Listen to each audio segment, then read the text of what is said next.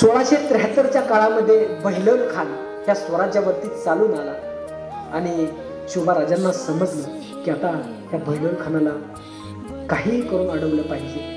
महाराजांनी सरसेनापती नेतोजी सरसेनापती प्रतापराव गुजर यांना सांगितलं की जा आणि तुम्ही त्यांच्याशी युद्ध करा. प्रतापराव गेले. जिथं ह्या बहिलोल खानाचं सैन्य उतरलं होतं त्या ठिकाणी त्यांनी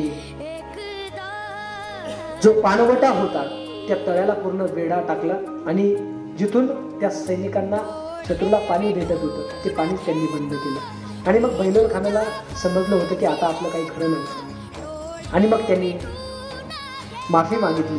त्यांनी प्रतापरावांना सांगितलं की आता मी पुन्हा स्वराज्यावरती चालून येणार नाही आणि मग प्रतापरावांनी त्यांना सोडून दिलं.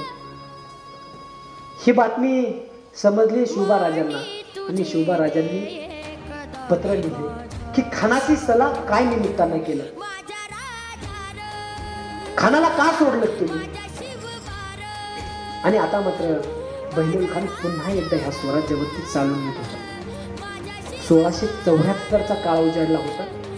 फेब्रुवारीचा महिना होता आणि नेसरीच्या रोखानं बहिलोल खान चालून येतोय हे महाराजांना समजलंय. महाराजांनी लागोलाग पत्र लिहिलंय हे सरसेनापती प्रतापराव गुजरांना. त्यांना सांगितलंय की ज्या बहिलोल खानाला तुम्ही धर्मवाद दिली ना तोच बहिलोल खान स्वतःचे शब्द विसरून आता ह्या स्वराज्यावरती चालून येतोय. त्याशी जाऊन गर्दीच मिळवणे नाही तर आम्हा तोंड न दाखवणे